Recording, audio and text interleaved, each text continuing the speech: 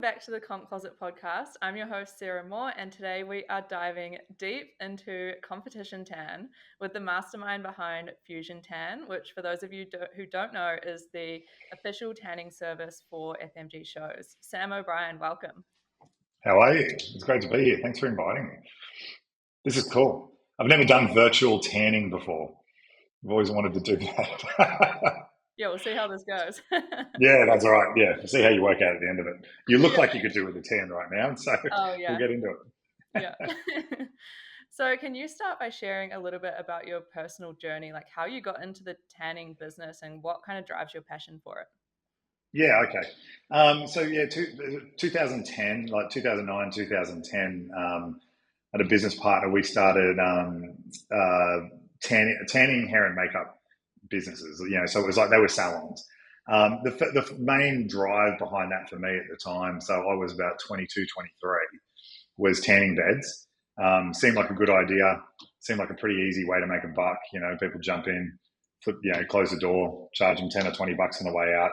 You sit there, watching, MySpace back in the day online while people are going in and out. So that's kind of where it started. And then we got hit by a bit of a bombshell in 2011, 2012 when tanning beds became the big cancer scare and the cancer rage, which subsequently meant that they became illegal to operate from a commercial basis. And I was kind of stuck in a situation of do we shut it down? But we had a really healthy database. We had huge debts because that was all like leased business equipment. And we had all the clients there that needed tans, and everyone was kind of, most people weren't happy about it. And regardless of what you think about tanning beds, it was something that, we started a legal business and then we were shut down. And then the clients were left with, well, where do I get a tan? And we always kind of had the feeling they were going to do it anyway. So literally just started making the tan ourselves, like from, backyard, garage, mixing and matching. There was no regulation on how to make it. It wasn't classified at the time as a proper cosmetic. So, we just started making the product. And I did that for the salons.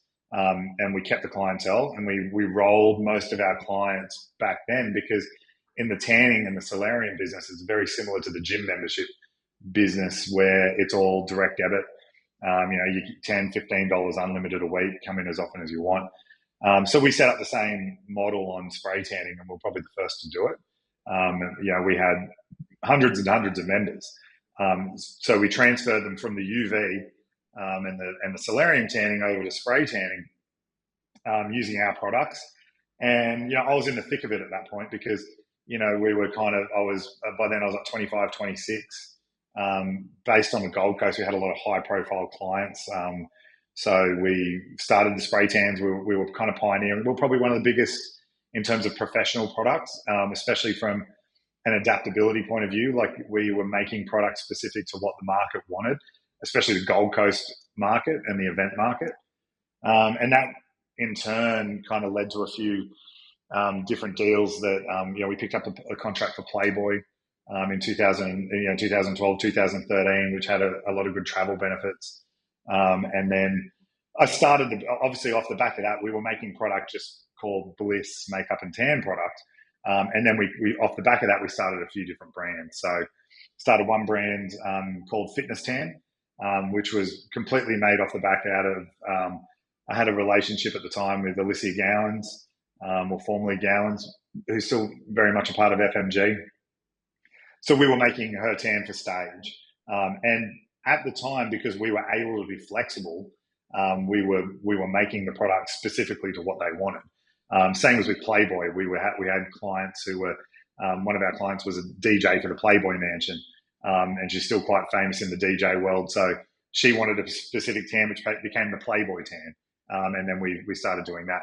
And then that kind of led to a few other opportunities. I kind of found my creativity in it by brand creation and product creation. So listening to kind of what the situation was, challenging the norm, and then creating products off the back of it. And, it wasn't so much of having to become a mad scientist. It was really trial and error. And I'm kind of hinged now between working with the laboratories, like, because we're a manufacturer, but we work with the laboratories to source the type of ingredients that we need. And look, a lot of the brands, that we've created have now been bought, we've created and sold. But the thing was really kind of creating a niche. And what kind of keeps me going and when you look at FMG over the course of the 10 years I've worked with, Ari and Pauline, it goes back and forth. This didn't work. The tans were sweating on stage. How do we fix that? That's not something that kind of necessarily gets looked at in a lot of other fitness federations, simply because they don't see the product, the tanning product, as part of the brand. I always kind of like the idea of the color that we create for you is brand image, so that's what we're trying to put out. So regardless of anything, it's got to have the appeal for the brand, to keep the sponsors coming back, to keep the competitor. Nothing's better than when the competitors say, "My tan was great for stage, but then it still looked good for the week afterwards." And I did photo shoots, and I went out with the girls, and I went out for drinks at the beach club afterwards, and everybody thought it looked great. And that's a win, but it's specific to the client. And I guess as much as it's great for me to sit back and say, there's 250 people in the show, and you're all our individual clients, at the end of the day, FMG is our client. So the feedback we get from them, where it's really delivering, because there's a process that goes with that, which is when it gets to FMG and when it gets to stage shows, that people don't realize, you can have the best tan backstage and you can have the best tan for a photo shoot, but under the particular lighting that they're choosing to use, you can look washed out. And that's a really hard thing to see, because it can just go totally translucent on your skin type. So unless we adapt to that, and then so if we turn up to a show and the lighting's incomplete, or there's too much whitewash lighting or something like that, it may look good on a darker skin type, but doesn't look good on a lighter skin type, or vice versa. And that's a challenge, and I think that's what's kind of kept me going with the fitness industry. But like we do it for day spas, we do it for media outlets, for even like tans that for TV presenters, everything has to kind of look different. And I guess that's kind of what's kind of kept me going in it. And it's finding a niche. Like, everyone's heard of brands like Bondi Sands and things like that. Bondi Sands, made a good brand out of, when I say good brand, they made a well-known brand out of creating a particular type of color and painting everyone the same. And it really just became that, and that worked in a social atmosphere. But it was mass numbers, whereas we kind of made it by going, okay, we're going to make a fitness brand, we're going to call it Fitness Tan, and that's going to be the brand. Then, when we created B-Tan, that was because our salons were called Bliss Makeup and Tan. I sold those salons, in 2014. So off the back of those memberships, we were able to sell that business, which meant I had to change the name of the brand to B-Tan, and that became a mainstream product. And then apart from that, it's the whole idea of pioneering. Like, people tell you can't make a tan that doesn't sweat off. I kind of go, well, bullshit, I can, surely I can do that. Or, that you hear of these drying powders, when after a spray tan, it's like, yeah, that's cool, but all that essentially is baby powder. And, that's what they use to dry it. So we use a wet product, but how do you make a wet product that you can use backstage, that you can use in an aerosol can or spritz? It doesn't fundamentally make sense, but you're creating it in a high intense environment, where people are about to go on stage, they're sweating, they're just pumped up. How do you dry them down with a wet product? So that kind of has become sorry, I'm going to turn my phone on silent here because it's going to go off. That's kind of become the challenge and the burn for me. That's kind of the win. The satisfaction is that everyone loves the tans, but it's the challenge. That's what kind of keeps us turning up at every show. And every show we look at, we break it down and we look at it. What can you do better? How can the products improve? Yeah, epic. That is such an incredible story, and it's cool to hear how much passion and the journey that went on behind this brand that we all see in the FMG Tan or Fusion Tan. So what are some of the specific challenges that you've faced with developing the tan specifically for FMG or fitness shows? Yeah. Probably for me, the biggest thing that gives me the most anxiety at the shows anyway is I watch a weather report. So the temperature. And a lot of people will kind of say, especially the Gold Coast is probably the most challenging show I've ever done. The most satisfying, but it's the most challenging, and not necessarily because of numbers and how many people. It's the environment. because, it's the way the backstage is laid out. So anyone who's done that, there's a lot of change rooms, there's a lot of levels, there's a lot of people moving around. Because of that, there's a lot of backstage stuff, so you got a lot of body heat. So on that, turning up at, like if we turn up to the venue and the air conditioning isn't working at 6 8, so like the minute I can get in the venue, like I know where the air conditioning switches are in that venue, because if there's no staff, I need to make sure it is, because we've had instances where you get too much body heat too quick, you can't cool the bodies down, and regardless of how much work we put into the tan, once the product can start to run on like a backstage, it's very hard to stop it, because as a competitor, you're instantly in this frame of mind that you're focused on, you're posing. The last thing you want to have to worry about is the tan, and rightly so, because you've paid for it and that's what we're there for. But you'll see it in the minute somebody starts to sweat and they move it, because you're itchy, because you can feel a bead of sweat. You do it. Once you start that, you start a kind of river flow effect of that. So, us having to be so close, that's why we're in the lineup right before people go on. But quite often it's just, I'll have a temperature gauge backstage.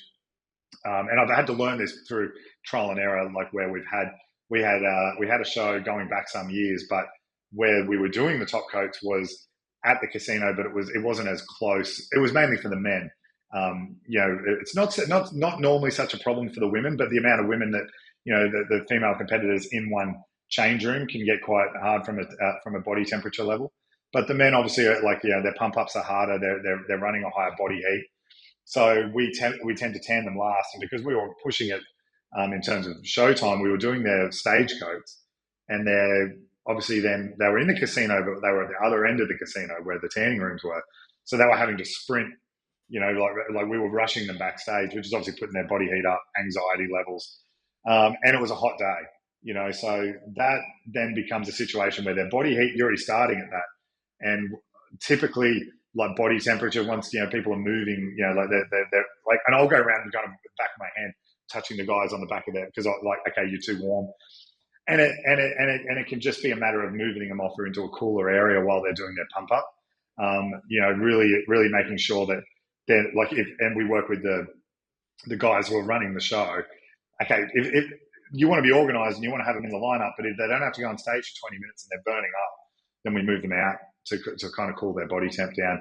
So that's kind of been one challenge, which was about logistics. So now we typically try with the male competitors, try and have them doing their tans and top coats and their touch-up side stage, which you'll see that at the Gold Coast show.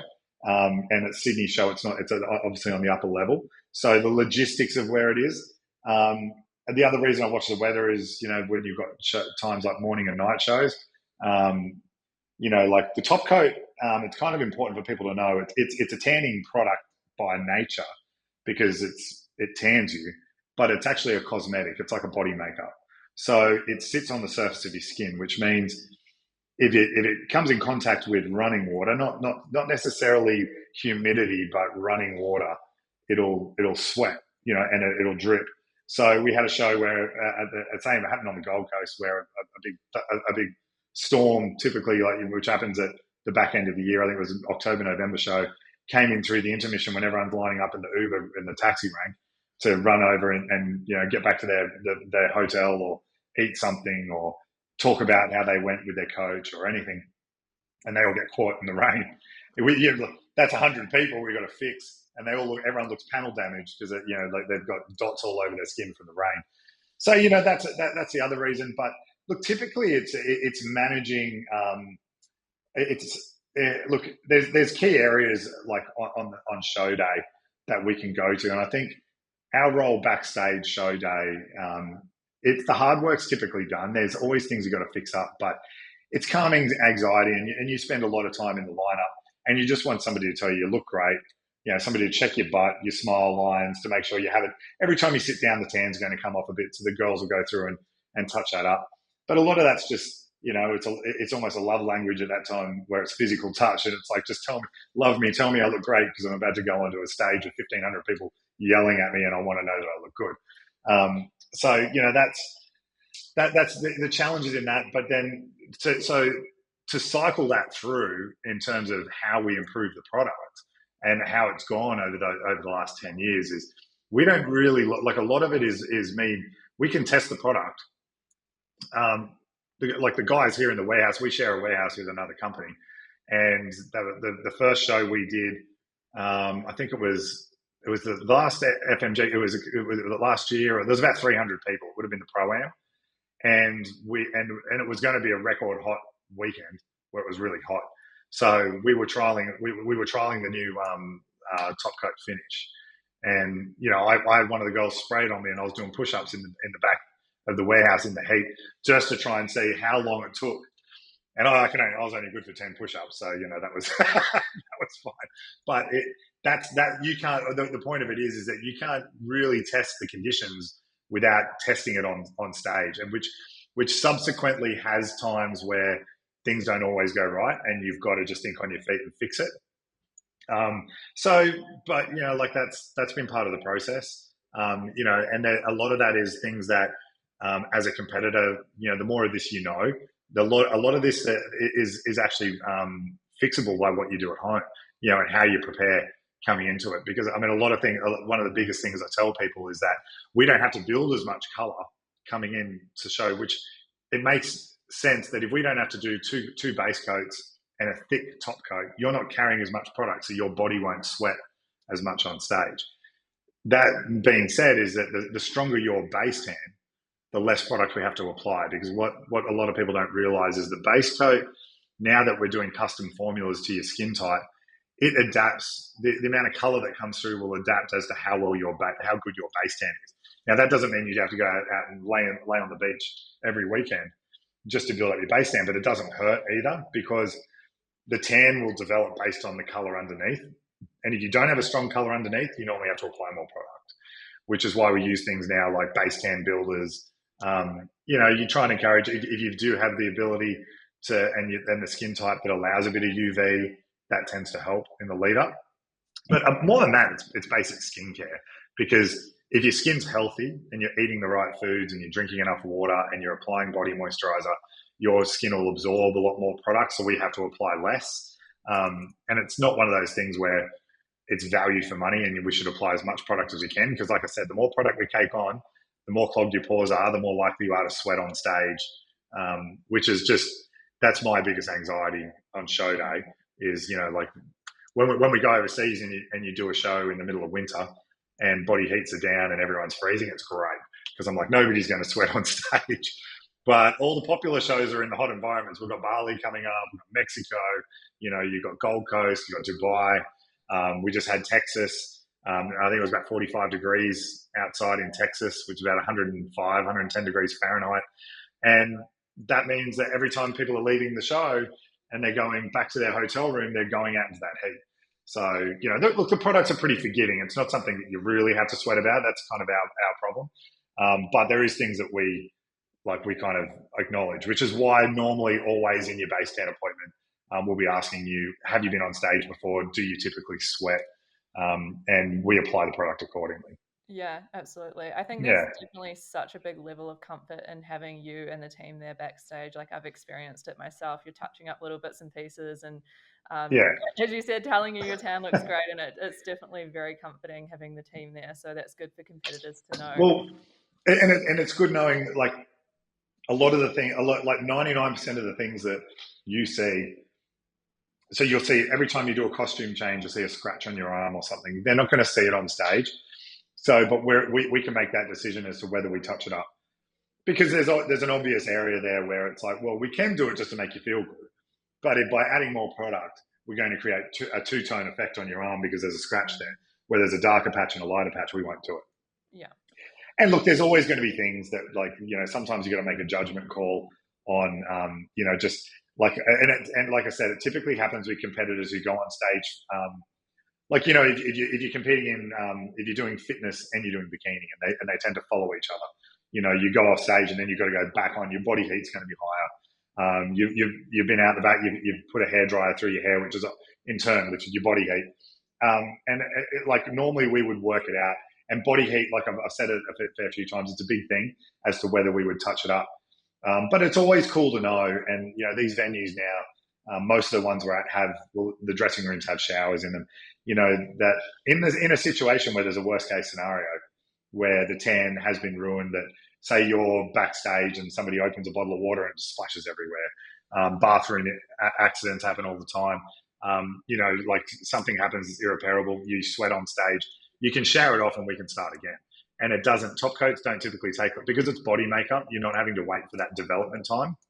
And I think that's key.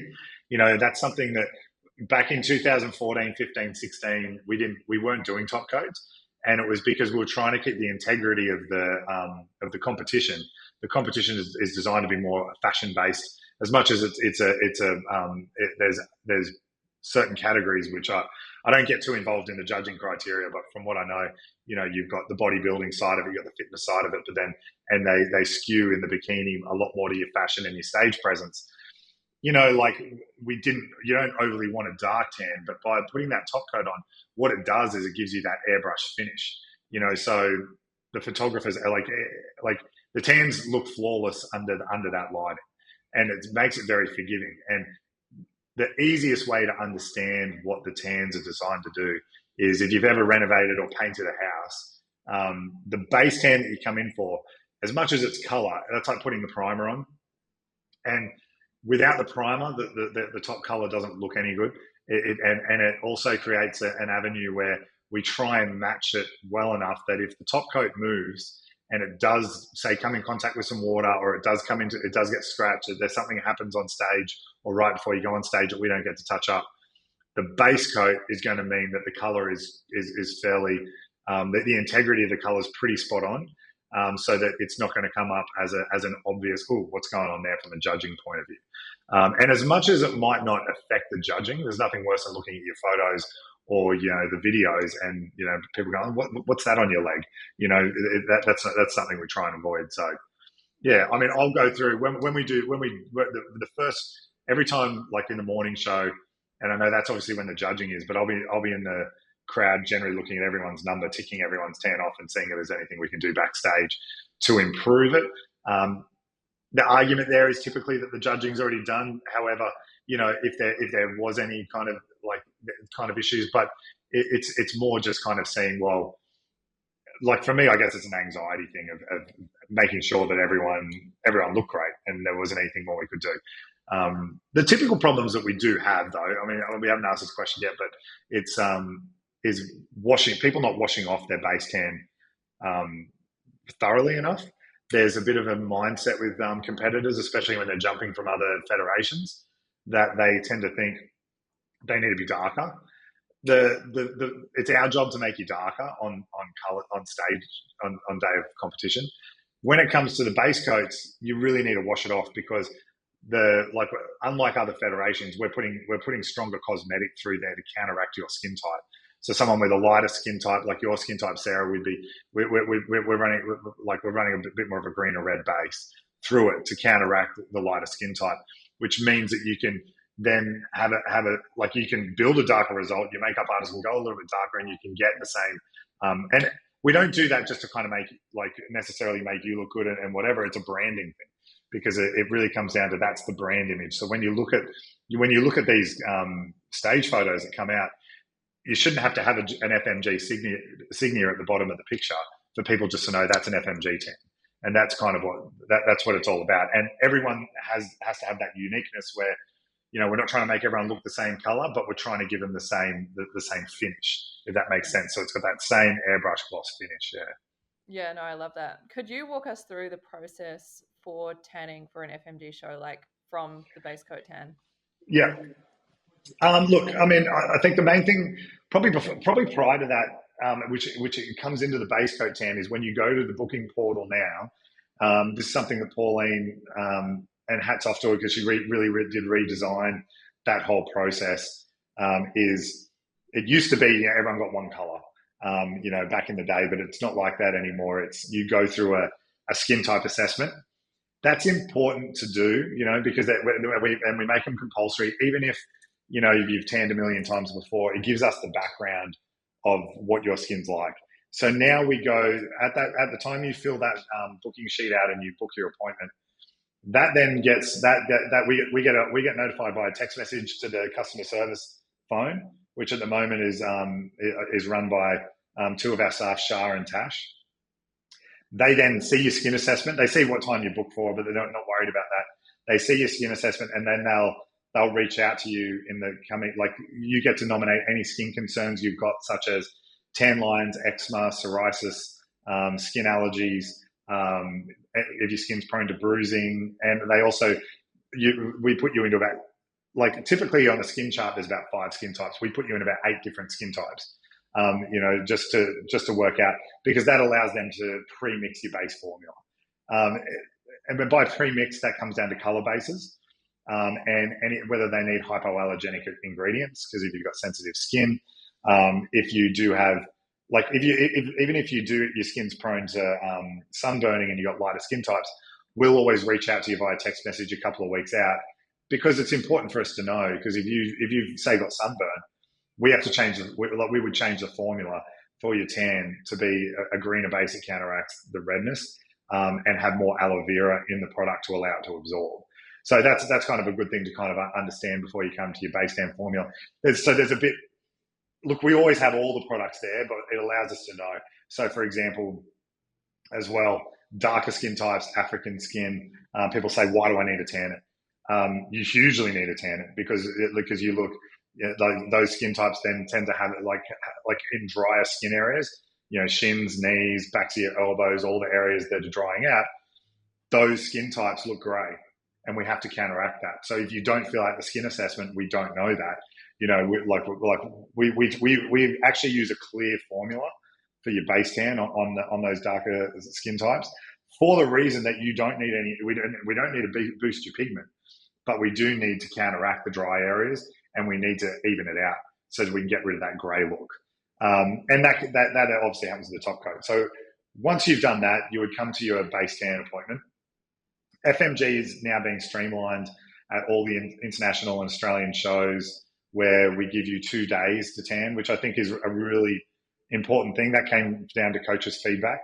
As opposed to a lot of federations that just you do 2 coats on the Friday and then you go on stage on the Saturday. By giving you the ability to come in on the Thursday, it has multiple ranges of flexibility. Firstly, it gives you the ability to use your base coat tan for a photo shoot on the Friday, which a lot of people are coming in doing that. It allows you the ability, if you're unsure of your skin type and if you needed to come back for an extra coat, which doesn't cost you anything extra, but if you did need to, it gives you the extra time. So you would choose whether you want your appointment on the Thursday or the Friday, and a lot of that time that comes down to travel agendas, if you're traveling in late. But we typically break up the time frames into Thursday from about midday till late, so that typically Thursday night I would say Thursday night is the best time to tan, in my opinion, mainly because it gives you, not because the tan looks any better, but because it gives you that buffer that if you needed to come back the next day, you don't have the anxiety of worrying about it. It gives you the flexibility to do a photo shoot on the Friday with the tan on. It means that you turn up to the registration meeting with the colour on. And look, I know that there is instances like this year at the October Pro-Am in Australia where the registration meeting is going to be on the Thursday. So, look, I can't control everything, but that's the host decision. But, it is, I think, giving that flexibility on the Thursday. So choosing your time slot being the Thursday or the Friday. On the Friday, let's say on a typical show where the Friday is registration in the afternoon, we break for registration because we want to go to the registration meeting too and see how great everyone looks. But it also just gives you the ability to get tanned in the morning so that you can still shower that tan off and go to the registration meeting. Then we go back and we tan on the Friday after registration. Namely, that's not typically a really popular time to tan because you're getting up at potentially 3, 4 in the morning to have your hair and makeup done. We don't look, I don't tend to sleep that well the night before a show anyway because I'm worried about the air conditioning and things like that. But so I'll be up. However, it gives the flexibility that people who are running late from flights, post registration, if you needed any updates, any top ups on your color. If you just wanted to come by and say, "Hey guys, am I dark enough?" If you just want to come keep me company and pack up the tanning room while we move to you can do that. But there's a reason behind everything that's there. So that's the base coat, and I kind of try and say to people, there's a lot of anxiety that goes with the base coat. But the best advice I can give you is just think back to that painting the wall. You know, it's the base coat isn't there for any other reason. It's got a purpose. Nobody sees the base coat on stage day because that's what the top coat for. The top coat is the most important thing. But if you go and just paint a wall without doing the primer, it looks like shit. You know, it looks patchy. So it's more important that even if you make a base coat appointment time at say 1 o'clock on a Thursday, if you're running late and you can't make it, just come later. You know, the idea of booking an appointment means that we don't have 100 people waiting at once. We'll always fit you in. You can come back as many times as you want. You know, we're there particular hours for a reason, so you can always come in. And you know, like I pride myself on the staff we have. That you know, we realize that we're not just there to kind of employ the best tanners. That look, the product does that, but it's about creating an environment of hospitality. Where we're there to kind of serve you and just kind of look right from the start to the end. The most stressful time for us is show morning when you're having your hair and makeup done. We've got makeup artists yelling at us about the times we're running, and that's always going to be stressful. But then right through the afternoon and through the evening, you know, we're there to kind of see how amazing everyone looks, and you know, and to be the last person you see before you go on stage. You know, straight after us, you got Dallas Olson or the photographer, you know, to see. So you know, that like if we're the last person that can give you a compliment before you go on stage, that makes us happy. Yeah, absolutely. Just touching on the Yeah, base coat tan, when should competitors stop wearing things like deodorant? Like, what should you do with moisturizer in those days leading into the yeah. base coat? Look, there's fundamental rules that go with it. The truth of it is that it's different on skin types. I'm not anti moisturizer. I'm anti moisturizer immediately before. I think well nourished skin. Typically though, the day before. The two things that really will screw it up for you, and they become hard for us to fix, is shaving and deodorant.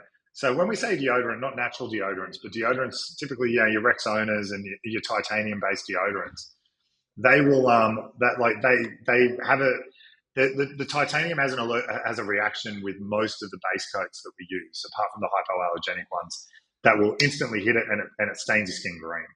Now that becomes a hard thing for us to counteract because it's typically under your arms. If you were rubbing deodorant on your leg, we can fix it. But because it's under your arms, we can't put any concealer because you're going to sweat it off under your arms, and you know that's the area. So you're going to have green underarms. So as long as you remove the deodorant before the appointment, you can put it on about 2 hours after the appointment, even before you shower it. It's about just not. It's a chemical reaction that when the tan hits the deodorant, instantly it goes green. Like you just see it, and as a tanner, you see it and you go, "Oh fuck," you know. Sorry, edit that, but you just go because you can't fix it. You can't tell someone to go shower it off. You can't do anything about it. You know, you're stuck in a situation where that competitor for the rest of the weekend, you've got to just go and conceal and touch up and conceal and touch up. So deodorant, remove, even if you remove it with a baby wipe or a wet towel. I know a lot of people are self-conscious about that, and I don't blame you because I would be too. I wouldn't turn up to a tanning appointment not having worn deodorant for 24 hours, so I don't say to do that. Just remove it before the tanning appointment, or bring some baby wipes. If you're self-conscious, bring some baby wipes to the appointment, or ask because we've always got them, and take it, as long as you remove it right before. The hard part is if you're using an aerosol spray and you're spraying it and then you pull it up here and then it's all over your chest too. And then and then you've got this big green line over your chest. And I mean, that's, you know, that doesn't happen very often, but it's not ideal. Perfume, same thing. It's not common these days, but a lot of perfumes do use titanium as well, typically the cheaper ones. But there's that. Shaving as well. Look, shaving's not normally a big deal. It comes down to your skin type. So if you shave, depending on your hair length and what type of and how thick it is and how often you shave, you open up pores in that area of your skin, and it takes normally around 12 hours for them to kind of close over with a bit of extra skin or the pores to reform. What that creates is if the pores are open and you have typically a lighter or even a darker skin type, and we spray it, the pores become heavily clogged and you get dots. And obviously in shaved areas, they typically are in vulnerable areas that you don't want people staring at. So crutch lines. Just think about all the places you shave. And if you've got dark dots around those areas, that's not something that's easy for us to cover backstage. So, it becomes a thing where it's like, okay, are they going to see it? Probably not. Will you be able to zoom in and see it on photos? Probably. And it becomes, it's one of these things that it becomes in your head as a competitor. You're conscious of it. And we can't really do much to cover it, because the more color we do, because if you remember kind of what I was saying about the tan develops based on the color underneath. So if you've got clogged pores from shaving that has created a whole heap of dots, and they're dark dots because the tan's got clogged in there, then when we would put more tan over the top, it's just going to make them darker. So they're the two things. Everything else, everything else is generally fixable. Moisturizer, look, your worst case with moisturizer is you come in, say you use a really cheap moisturizer. So the ones to avoid are things like Nivea, Sorbeline creams, anything like when you read the ingredients, anything with a petroleum oil or a glucose base is you want to avoid, because they're not good for your skin for a start, but they clog your pores. And tanning as a process for the base tans means that the tan has to get in through your pores. So if you clog your pores, all that happens is the tan sits on the outside of your skin, and when you shower it off after we say 4 to 6 hours after your appointment, you can leave it on longer if you want to. All that happens is it all washes down the drain, and it was all for naught. So we've got to start again. But we start again, so it's like that's something that we can fix, because the moisturizer won't affect the top coat, because top coat body makeup, it goes over the top, so it actually just forms as a film. It affects the base coat. So if you came in on a Thursday night, you did a base coat and you had moisturizer all over your body, and it was a moisturizer that clogged your pores, you would shower it off in the morning, and then you'd be like, where's my color? Or my color looks inconsistent, only developed in some areas, not other areas. So we would then, you would come back to us and you'd be in a panic, and we'd be like, it's all good, and we'll just spray you again and it would work out. Now, on that note, hugely important thing to understand, two other factors have a play in that is stress levels and menstrual cycles. So it is hugely common for stress levels, especially at any important event, whether it's a wedding or a fitness competition, or any kind of thing that you're stressed out about. For your body, it could be the same spray tan you've used week in, week out, but when your body's heightened and you're in a high anxiety level, spray tan as a process, it's not like we're painting you a color. It goes on brown so that we can see where we're going. The actual spray tan ingredients, the ingredients that tan you are sugarcane, and it's clear. So it's made of all natural ingredients. For it to be an active process, it absorbs in through your skin's pores into your epidermis, and it has a scientific reaction in the second layer of your skin to develop a color. For that to happen, your skin has to be willing to absorb a foreign product. And when you're stressed, like anything, it's like if you typically have a fight with your partner because you're stressed and you're just not willing to hear anything, so you have an argument. Your skin's doing the same thing. So when your skin's under stress and it has to absorb the product if in that situation, it typically clogs its own pores through natural oils and rejects the product. And I would say that probably happens to 5% of competitors in lead up to the show, where the base tan doesn't develop properly and they've got to come back. So they'll come back and just say, oh, it just didn't develop at all. I don't know what's going on. That would either be two things, and they both come down to stress. It's stress levels, or even if like I know a lot of athletes, competitors can start to they miss cycles. Female competitors miss cycles as the body gets to peak. It doesn't mean that your body's not in the cycle. So at that time, your body's telling itself to protect itself against anything foreign. So spray tan is a foreign thing. If you don't get spray tan regularly, or if it's just that you're at peak stress, your body's doing its job by rejecting it. No different if you eat bad food and you throw it up from food poisoning. It's the same thing. So you don't physically see it that way, but what your body does is it creates natural oils. It goes, here's something coming into my skin's pores, which is your biggest organ on your skin. It's absorbing it in, and it goes, no, I don't know it. I set up a defense mechanism. I reject it, which means you look brown 1 minute, you shower, and then you go back same color. In that instance, 99.9% of the time, if you just come back to the tanning rooms and get resprayed, it'll work out the second time, because your body goes, oh, okay, I know that now. And it's normally, when I say it's in your cycle, it's normally only one day in your cycle, and it just, like, that's why I said with the competitors being heavily female at the moment, we notice it a lot more. But even in male competitors, it really does happen based on stress levels, dietary requirements. Your body's at that peak of its stress, so it's going to protect itself from anything foreign coming in, which it should. It means you're healthy, but it doesn't mean the tan's crap. It just means you've got to come back. Yeah, that's super interesting. And just touching back on the moisturizer as well, I know that's something a lot of people asked about. So is there a moisturizer that you can recommend for competitors?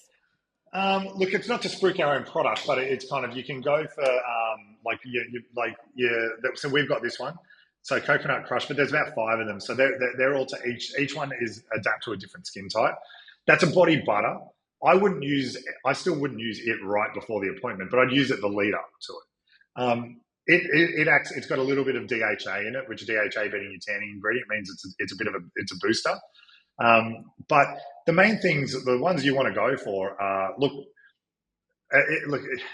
baby oil is not bad as in terms of skin condition. I wouldn't recommend baby oil as a lead up to things. But if you're somebody who baths regularly, just spraying some baby oil, like putting a bit of baby oil in your bath, gets your skin in a really soft, silky condition.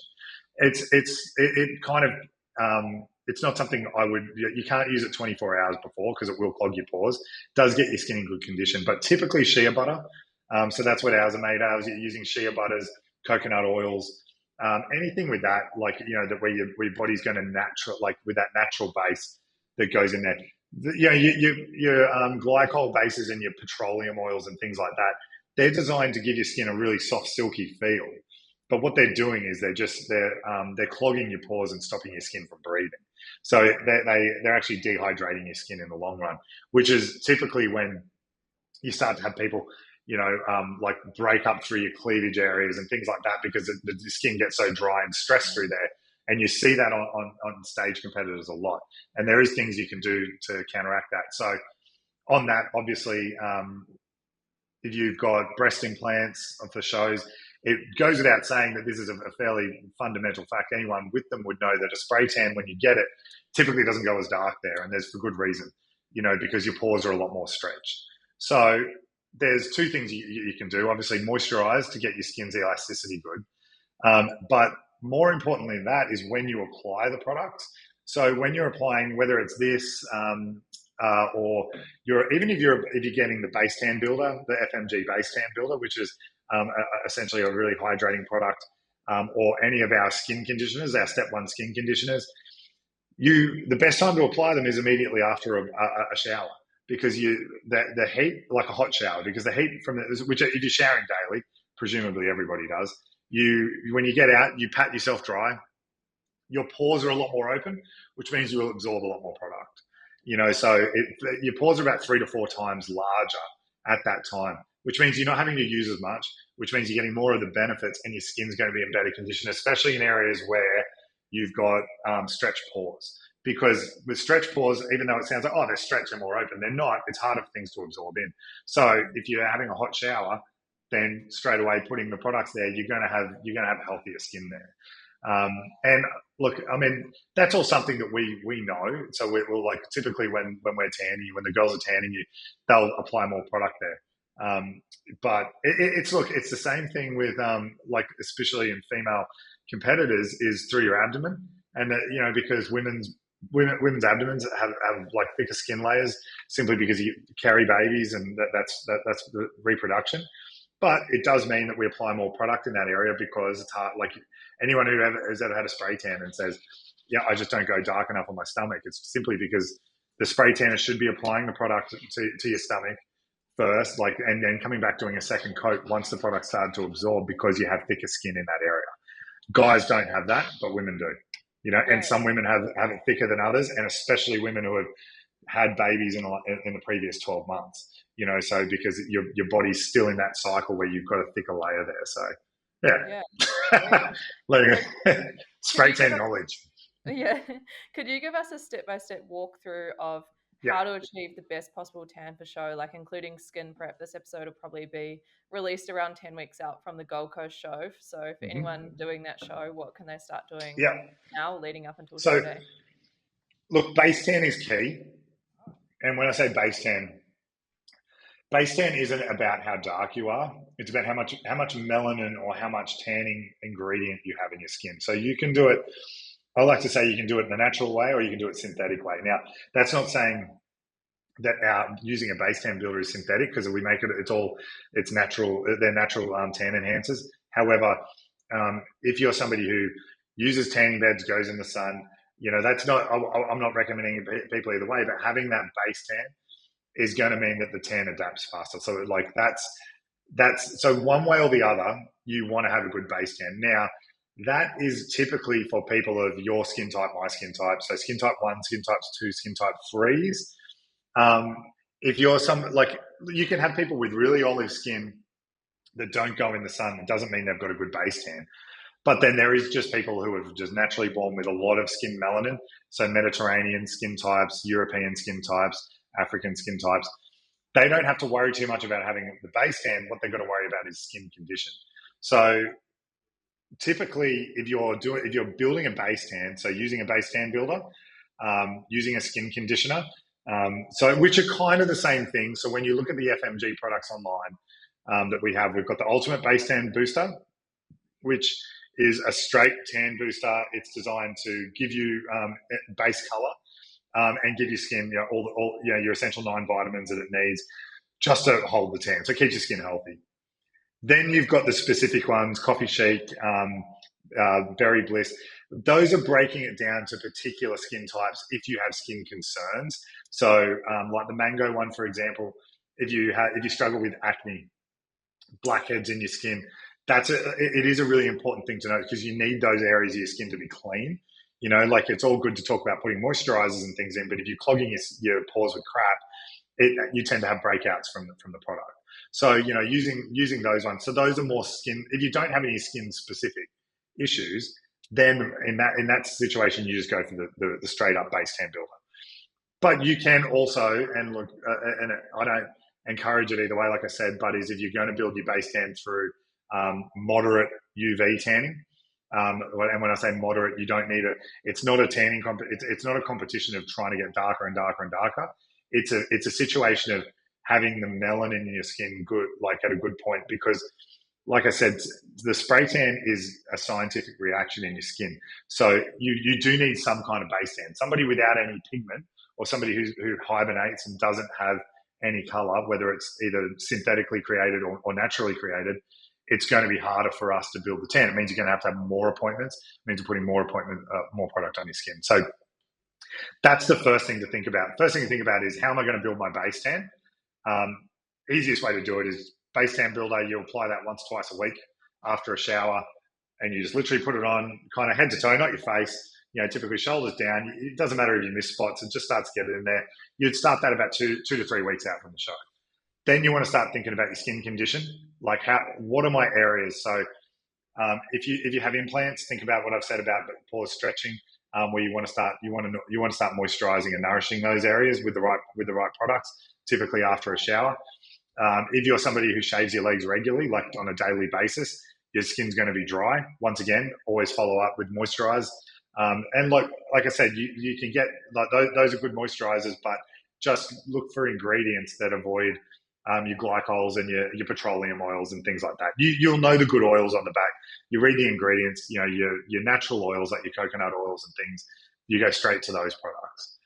Your Neutrogenas, your Niveas, your cheap Sorbolines, you avoid that stuff, and you're pretty good. So yeah, skin condition from that point of view. Look, I want to say manage your stress levels, but that's unrealistic. So don't manage your stress levels. Leave that to us, because we're all to do with that. But plan out when you're going to shave, when you're going to wax. If you're doing if you're doing proper like hair removal things, like a lot of the hair removal creams, you kind of got to do it 2 to 3 days before, just because of how intrusive they are to your skin. And you've got to realize they quite often are taking off layers of skin, like typically dry layers. So in that situation, we always tell you to exfoliate before a tan which is just good skincare to do once a week anyway, just with a mitt. But if you're going to use hair removal creams, exfoliate before that too, so you're getting the first layer of skin off, so you're going to have a consistent finish, so it's not taking off in some areas, not others. But just plan your shaving, like just you don't want those dots. Like those dots always end up in bikini lines, under your arms, and it's extremely difficult for us to, well, even if we could cover it, like we'd be sitting there right before you go on stage, kind of, always having to, put, tanning product on your bikini line. It just doesn't look good. So that, like, those three things are the most important thing. The one thing that you can always feel comfortable doing is when the girls, you'll always get a text message from us and feel comfortable that if you have things like, if you have strong tan lines, that potentially could be visible on stage. I'm not talking about a G-string cut. I'm talking about, you wear a singlet for work, or, you've got crop top mark from when you've gone for a walk. Even if it's a week before the show, take a photo of it and send it to us, so that there is products that we don't always have at stage. If I look at it and go, okay, that's something we can fix with, we can bring that product to the show. So there is often things we can do. You don't like tanning over sunburn. And it's the same kind of thing with bruises. Like the amount of people that we see, in peak week that, you're obviously, you're dieting, your brain's not quite there, and you go to the gym and you walk into a dumbbell, or I don't know, I don't go to the gym as often as you guys do. There's something, and someone's in perfect form and you've got this huge bruise right on your glute. And I'm like, oh gosh. And you want us to fix it. It is possible sometimes, but there's also, that's where there's a product we have, with any product that includes Kakadu plum. Kakadu plum is literally a secret weapon for extracting darkness out of your skin for tan. So we use that a lot. So we can mix that into the spray tan, and we can mix it into. So that's what I mean. Like we carry that from a manufacturing point of view. But if we look at it bruised, I'm not promising you we'll fix it completely. But we'll be realistic about it. But we can dull it down. There might be an airbrush spray we can put on it. It's going to depend on what area it is, but I get it happens more often than it doesn't happen, where 3 or 4 people are just like, yeah, I just dropped, and it's always the same. You're walking through the gym and you just walked into a piece of equipment and it's right on your ass, and it's like it's always like that. So yeah, they're the things. Is it use us for what you can, because they're the things we've put in place where we're reaching out to you, giving you a text message line that even if you're overseas and you're watching this podcast and you're messaging us knowing that our staff, we're based in Australia, it doesn't matter if you're messaging us at 3 a.m, the phone sits in the office, someone will come in and answer your question. And if we know that it's a particular, the other people I want to reach out to are hypoallergenic, people with skin allergies. That's not a problem at all. We just need to know. So you can't turn up to your appointment and just expect us to kind of have the like our products are all made of natural ingredients, but hypoallergenic typically has you'll typically have a high sensitivity to DHA, which is actually the tanning ingredient. So from a process point of view, what we would do is go really light on your base coat, and we go darker, because remember, the day of competition color is a body makeup, so it doesn't actually penetrate your pores much more than about 10%. So you're not going to have allergies, to it. It washes off after the show, which is highly beneficial. So we have to get that primer on you, the skin, the base coat, but we can use less of it, and we can use a clear product, which is like what we use for African skin types, where we don't need to create color. We just need to get the base in there so that the top coat will work. From a functionality point of view, those are the helpful things to think of. And if you do sweat on stage, and when I'm talking sweat, I'm talking profusely sweat. Like it typically is. It's not always pigeonholed to the guys, but typically, fitness, physique, and the male models. That's something that's helpful for us to know, because it doesn't happen a lot. But in instances where it does get really wet on stage, my advice now, especially in the male competitors, we can build the same color over 2 or 3 base coat appointments and spare you the issue to have to do a top coat. Because really, for the male competitors, the judging criteria, you need to be dark enough, but you don't necessarily, you're going to get that high gloss finish just from the sweat you've got on your skin. So if we get the color right, you're going to be glossy anyway. Whereas with the female competitors, we've got to give you that high gloss airbrush finish, because you're not necessarily sweating on stage. So, like they're all like little one percenters that make a big difference for repeat competitors. Especially Jakey Hunter, when he won in Sydney this year, and he's like, I've seen him like the kind of the last 5 times he's competed, and getting his tan right has probably been the hardest thing. It's been a journey, because it's like you do it and he wants to be darker, so we build color on the day of competition. But it turned out that to get his color perfect, we did 3 base coats.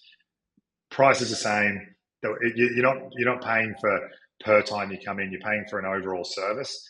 Some people use more product on their skin. Some people use less. The whole idea is that the result's the same. Yeah, epic. That's super helpful for competitors. So I think we'll jump into some listener questions, but actually first I have a question myself. So I'm competing in the FMG Dubai show and the FMG Gold Coast show. So they're only 6 months. Congratulations, it's great. Yeah, thank you. Yeah. What do you recommend that I do between these back-to-back shows for my tan? I was waiting. Yeah, I was waiting for this. So yeah, we haven't had this instance before.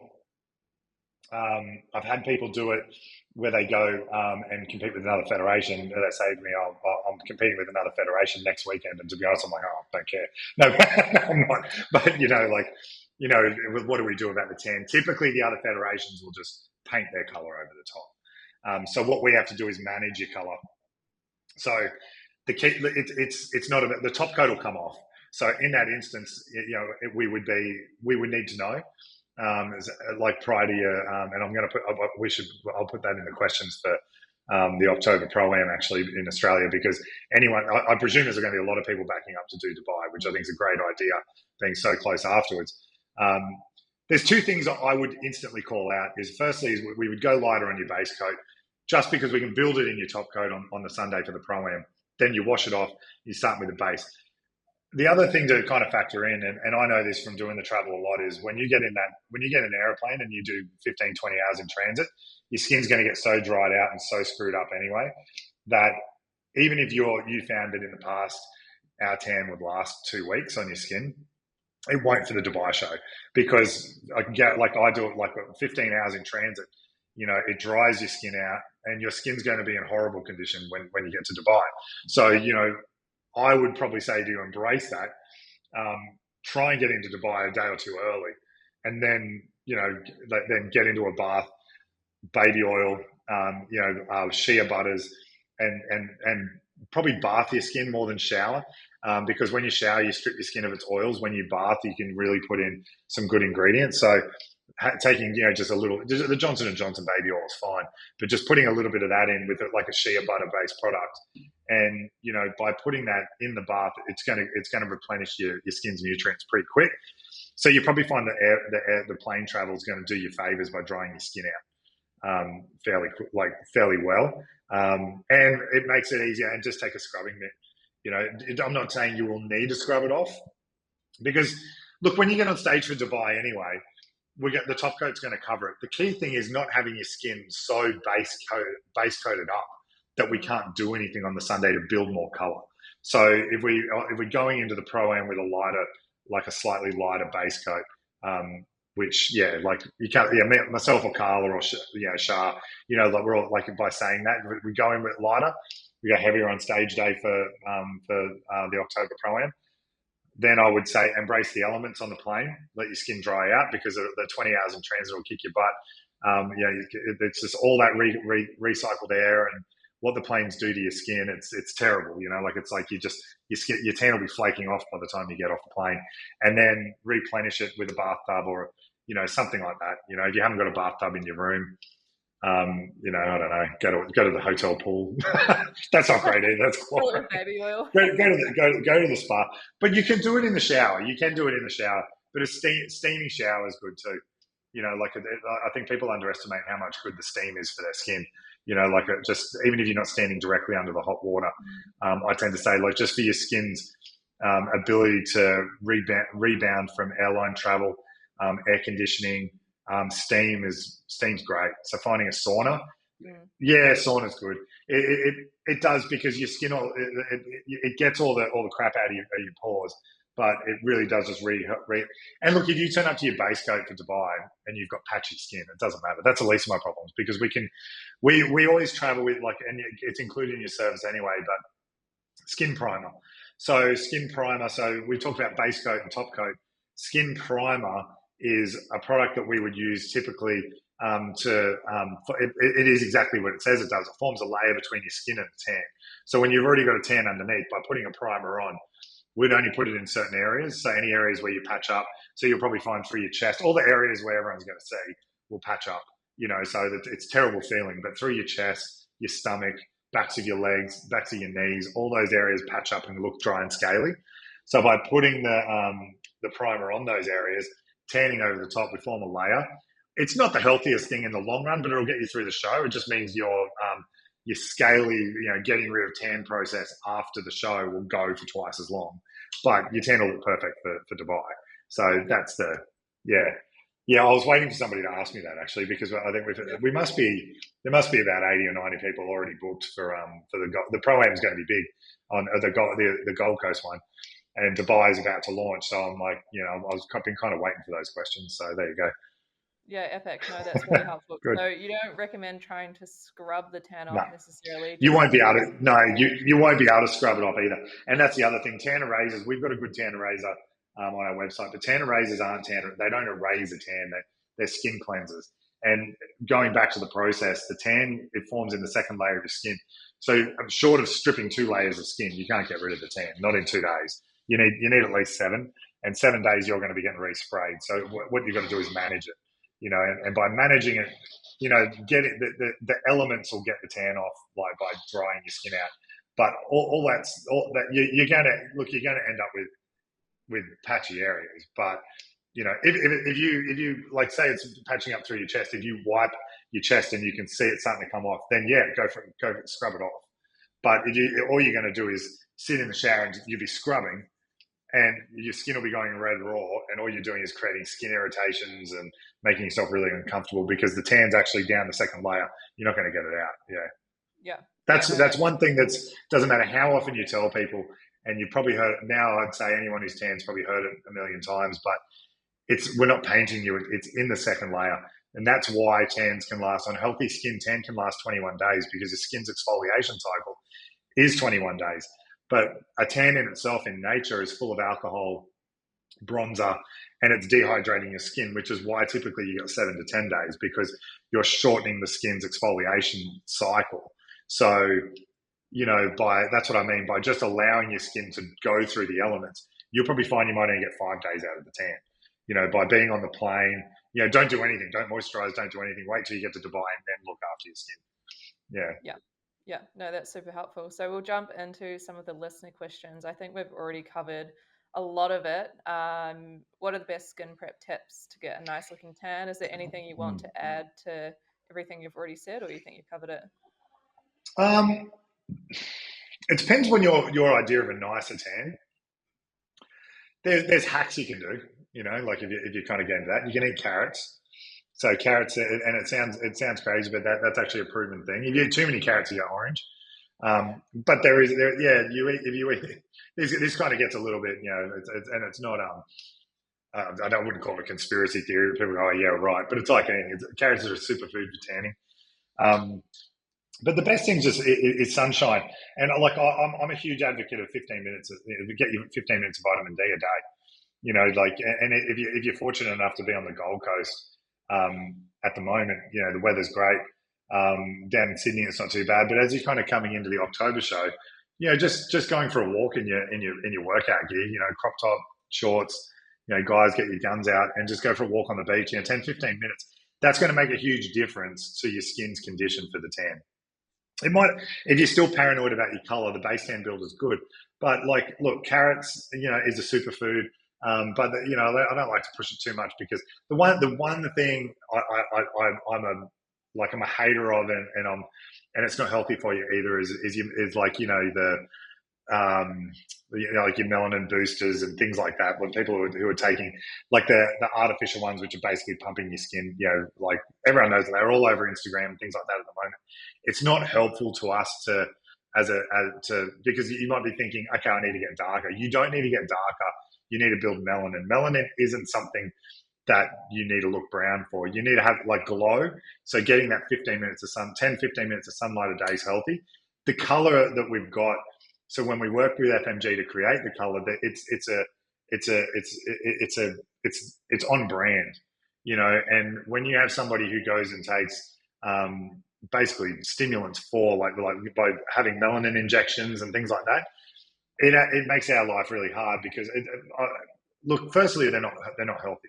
But second, and regardless of that, I'm not a doctor. I don't play one on the internet, so I'm not worried about it telling you what to do. But it's that you turn up with one look on your color, but because you've boosted your melanin so intensely, and we go and put the tan on you, then on stage you look so dark that it's not on brand. And all that's going to happen in the judging is you're going to get moved to the end of the aisle so that you're not on photo, because your color's not on brand from a point of view of, even if you might win the category, you know, you've got to think, if you're in a category with 10 people and those photos are being streamed and FMG have a brand to worry about, you've got to look like everyone. So you've gone and tried to cheat the tanning process by making yourself extra dark. You know, you're better off coming up to me and saying, hey, Sam, I really, really want to be dark. Can you make me as dark as you can? And we'll do that within as much as it's not going to affect your judging criteria. But, you know, these melanin boosters and things, you know, they're all the nasal ones. They used to be, back in the day, people used to take injections. Now you take the nasal space. What they're doing, like it's boosting your melanin in an artificial way. That when we put the tan on you, we look at you and go, okay, you've got a good tan, so we put tan on you, and then all of a sudden you come back the next day, and I'm like, whoa, you know, like what happened? You know, that's the process. So it becomes a situation. Then we can't put the top coat on you, which means you don't look airbrushed, which means you don't have the finishing spray, which means you don't have the color they want for stage. So that would be the one thing I'd encourage people not to do. When I say carrots, I mean, it sounds a bit gimmicky, but it does work, you know. But I mean, you know, I don't want people then sitting there eating a bag of carrots a day, because then it can have the opposite effect, where carrots do actually, because they make your skin a little bit orangish. But it does give that boost in color. So, you know, it's a bit of a hack, but don't go too nuts. You know, 2 or 3 a day is fine. Yeah, but no, that's good to know. Yeah.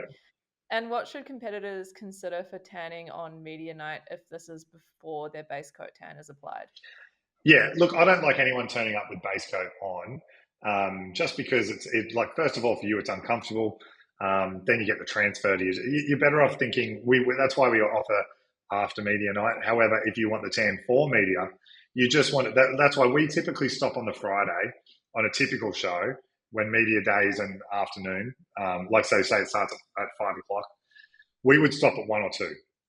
That's because we believe that you need minimum 4 hours for the tan, 3 to 4 hours for the tan to be on your skin. I think you should shower it off and then go to media.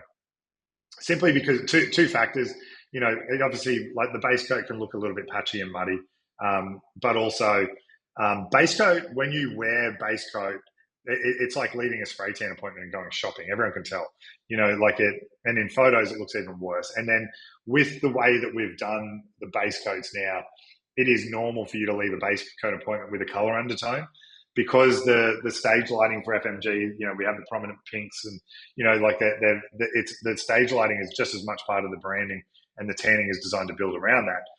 We're setting your base coat up based on your color tone, on your skin's color tone. So you're going to have, when you take a photo with just a base coat on, you might have like a pinky look or a reddy look or a green look.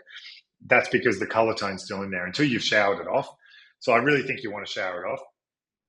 If you're struggling with time, just don't be afraid to shower earlier. The tan will keep developing, but for peace of mind, you can always come back for after registration for an extra spray. You know, like we can put another, and, you know, even if you had it at 9 o'clock at night, you go home, you get some sleep, you're getting up at 3 in the morning for your makeup, you still want it, and you shower it before. Always, always, always make sure you shower your base coat before you come for a top coat, because as much as the base coat is there to help the top coat, if you haven't showered the excess bronzer and the excess, all that color guide off, then it looks terrible on stage. And and it's not something that we automatically see, you know, but it's something the judges will see for sure. And it's something, when I see the photos, when Pauline says, Sam, what went wrong here? She didn't shower off a base coat. So, you know, and in the I'd love to say we say to everyone on show day morning, have you showered before you came here? When you've got 100 people turning up to spray tans over the course of a couple of hours, it's shotgun. So we should be asking you, but then sometimes if you're one of the people that don't get asked, or you didn't hear it properly, or you got rushed through because we were the hair and makeup was running behind, or we were running behind, or anything was going on, or you were running late from your hair and makeup appointment in the city, that's not a nice thing, because then you've basically you paid for all these stage photos, and you can see that your tan's not perfect. Yeah, no, that makes sense. And if someone is Yeah. getting their base coat tan after media night, or they've got a photo shoot or something that they want a bit of color for, can they use the base builder tan, or what do you recommend in that situation? Well, look, the base builder is a clear product in itself, so you can use it, but you want to probably apply it the day before. It will give you. It's a color booster, and it's typically designed for areas with low pigment. So like your legs, like I said, if you're shaving your legs regularly, so areas that struggle to tan, areas of your body that don't see a lot of sunlight, they're great. It's great for. Still great for the other areas, but it's not a strong tan in itself. So you've got, I mean, these are kind of your two kind of go-tos. Is Ultimate Boost, that's your base tan builder, which that's for lighter skin types. And then I would probably be going for more your Maximum Dark for that. And but you can put that on the morning of registration or a photo shoot. And obviously, that's probably something we haven't covered, which is only kind of new this year, is your glitz and your shimmer finishes. It's kind of really important to know that these are one of the wet products that I was kind of talking about at the start, that they actually suck the moisture out of your skin and dehydrate your skin. So really good thing. It's like having a shot of vodka, which will just dehydrate you. So they do, if you're holding excess moisture, they're great for that. But having the shimmer finish, it isn't part of the judging criteria. It definitely won't win you points with the judges. That's not about that. It's a cosmetic thing, that it's like adding eyelashes to your makeup. Do you want them? Do you not? If you've got a really shimmery bikini and you want that shimmery look, the more you apply, the shimmerier you get, the less you apply. We don't expect you to do it. If you have it in your kit. Like that would probably last you 20 shows anyway. But you just have it in your kit and you go, yeah, I want it. Or what do you think? Just ask. But it does definitely dry your skin out. So you can use that. That's a good thing to use for media day too, over the top of, that would the maximum color, because the maximum color, it has a little bit of color guide in it, which is the same as the show day color. It's not as intense, but you put it on and it dries it almost instantly. And it's got a bit of that body makeup, so you can just apply it, wear it, and you don't have to shower it off. So you can use it for photo shoots. You can use it for media day, registration. You can literally just put it on your legs before you go out for dinner. The only thing that will happen is if it starts pelting down rain, then it's going to come off. But, apart from that, it's a body makeup. So, yeah, it looks great. Yeah, amazing. And how do you keep your tan looking fresh if you've got a photo shoot a few days later? All right. So, yeah, you can look that, putting a little bit of that on will beef it up if you want more color. I'd be more inclined to go for your shimmer sprays. And it depends what kind of finish you want in your photo shoot. So topping up your color, making it look fresh, you probably want to add that, because that's the closest thing we sell that looks like the stage color. So considering you've got a bit on there, so you're boosting it with that. There's another product we sell on the website called Double Wear, and it's a very similar mix. I kind of say that I would they're almost identical, but the reason we call it Double Wear is because you apply it and it just it's designed for photo shoots, so you instantly wear it for the shoot. Then after you shower it, you still got your normal tan underneath that lasts a week. So you're getting kind of a two. So it's got this airbrush finish. So you would apply it, go get your makeup done, do a photo shoot. That would be the best way to do it. But if you're wanting that high gloss finish, then using your we've got the gold one, the silver one, but probably the more appropriate one for photo shoots is Airbrush Aura. It's an airbrush spray-on finish. They're not hard to use. They're not hard to apply yourself, but I typically advise people to have somebody else spritz it on them, because if you go too close to the skin, say you want to be spraying, it does say it on the back of the bottle, but it's about 15 centimeters away, 15 to 20. If you go too close, it's too wet, and if you've got that body makeup, that tan underneath, it's going to drip it. that's not a big problem. That's something where you grab a bronzing brush, and which is actually a really good tip for backstage. And look, we're backstage to look after everyone, but even at photo shoots, when you're using like a product like this, or you're using our stage color, is just think that it's body makeup.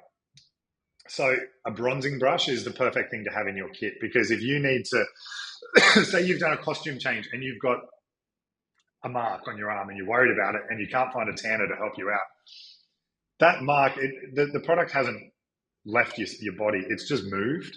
So by grabbing a bronzing brush and just blending it, you're moving it back into place. So it's a really easy thing to be able to fix up. And by doing that, you're not ruining the tan. A lot of people will be like, hey, I need to add some more tan. So quickly, I'll just add some more color to my tan.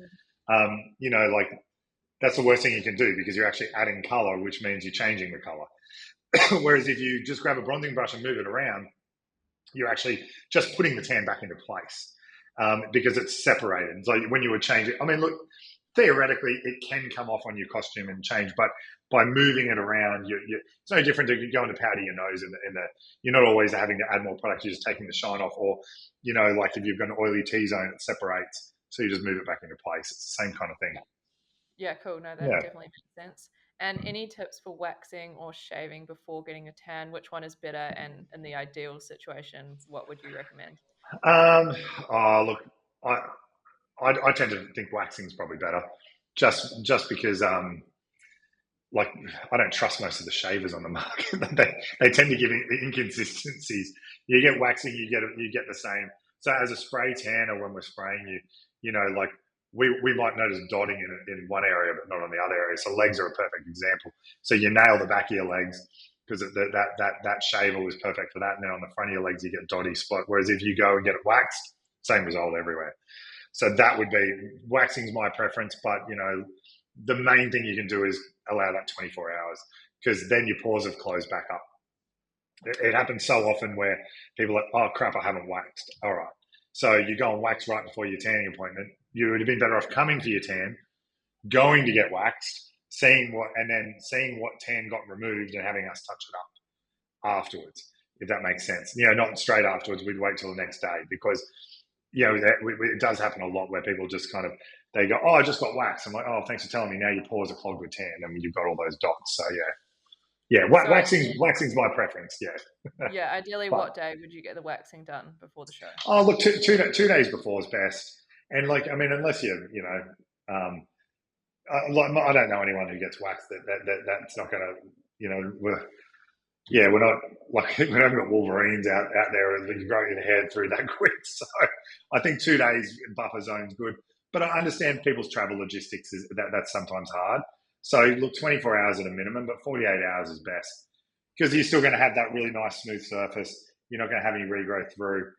You can put a coat of moisturizer on 24 hours after, keep your skin in good condition.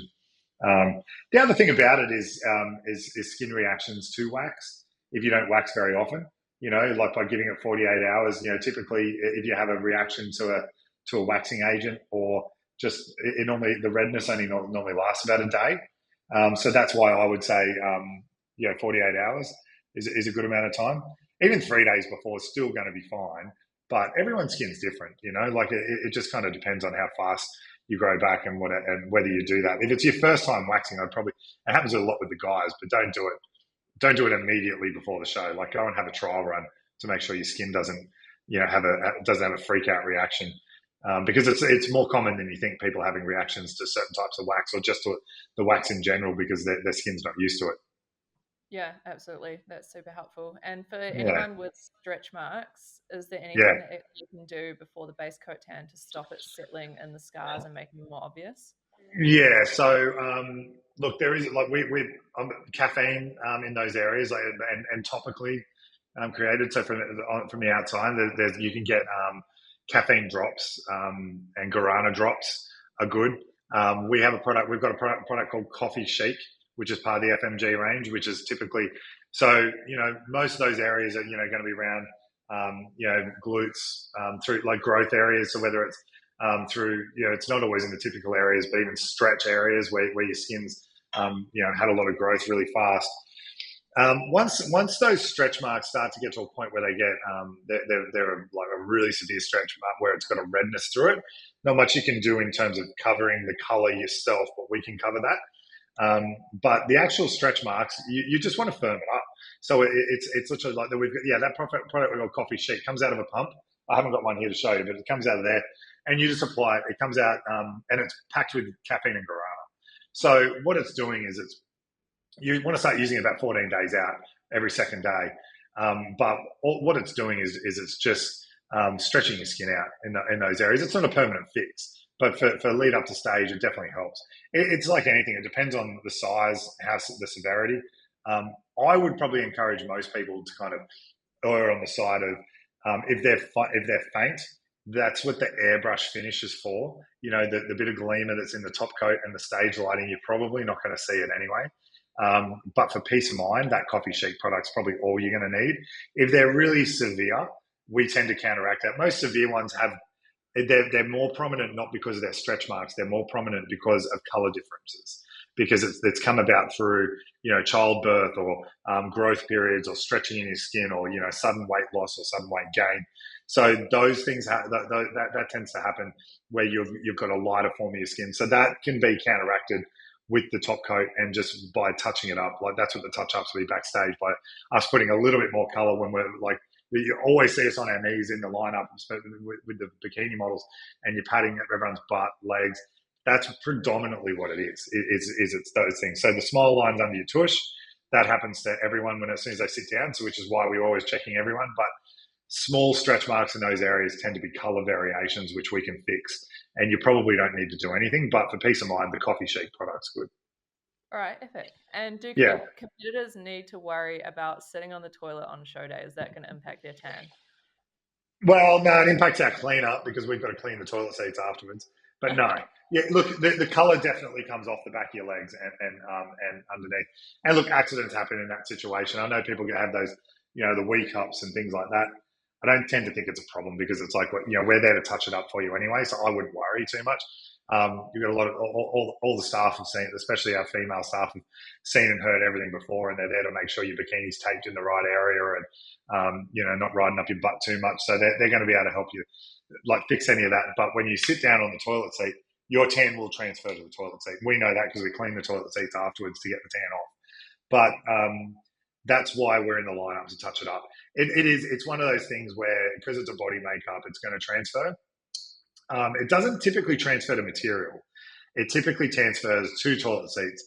If we could have velvet toilet seats, which I might run this by Ari, but velvet carpet toilet seats, we wouldn't have this problem.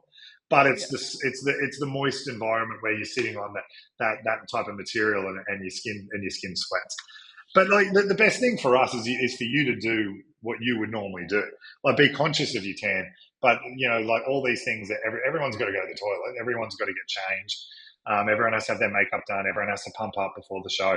So we adapt to that, and we'll see it. But you'll probably find that the colour won't change anyway. The transfer is normally a little bit of the excess bronzer for the first few times, and if it starts to get a bit light, then we fix it up before you go on. So the worst thing you can do is try and fix it yourself. You just kind of find one of us to do that. But yeah, if you get off the toilet seat and you can see that there's colour there and it wasn't there before you got on, then yeah, it's transferred, but it's fairly minimal. It looks worse because it's a white seat, but yeah. Yeah, no, cool. Yeah. And speaking of like transfer and things, how do you manage the tan with a white bikini or gown? Do you have to worry about that? So it will look, you don't have to worry from a point of view of stage. There will be a little bit of the transfer, but just based on the fact that I'm presuming it's fitted. The same that happens with brides and things like that. It's fairly minimal. It's going to depend on how much you sweat around that area. So where the cut is. So if it's cut right under your armpit and you sweat under your armpit, you're going to get more transfer. If you tend to sweat a lot more in your chest, you're going to get it. So it's going to depend predominantly on the cut. It's worth knowing that all our products are water soluble. So it's something that you want to sell afterwards, you've got to return afterwards, or you just want for a keepsake. Just sponging it with water will take it, but it's only going to be on the inside. From a show day perspective, it won't matter. I would just probably encourage you to kind of, if it is really tightly fitted, have a girlfriend backstage, a coach, or even one of the tanners, one of the girls, to help you fit it, especially if it's halter neck or something, so that you're not scratching it before. So that there's mainly so that it's only the only transfer is going to be on the inside, so that there's no transfer on the outside. That's it's a concern, but look, I mean, you see how many people have had white dresses, white bikinis in the past, and yeah, I can't remember an instance that hasn't been on the inside. But the other part is just also it takes around about 10 minutes for the tan, the show day tan, to be completely dry. It can be touch dry within about 90 seconds, but can be completely dry. It's about 10 minutes. So most women anyway will get their top coat done and then their hair and makeup. But if you are somebody who's having it done and then you have to get dressed straight afterwards, definitely make sure you have help putting your dress or your bikini on, so that we can make sure we avoid the contact with that the part of the bikini or the dress that can be seen, with with that. And look, you're going to be flustered backstage if you're that pressed for time. You're going to be that flustered that you're going to want some help anyway. So Yeah, for sure. yeah, Well, thank you yeah, so much for all of these answers. I think that no definitely worries. clears up a lot of concerns and questions that Yeah, people have about the tanning process. yeah. And feel free to inbox me if you've got any others, if there's anything we've missed. So Yeah, yeah, amazing. I will link your details down below as well, and Fusion perfect, Tan, so people can reach out with any questions. And yeah, thanks great. again for coming on. I'm looking forward to seeing you and the team on Gold Coast. Yeah, always a pleasure, Sarah. Thank you. We'll talk to you soon. So much. Cheers. All right, see you, bye.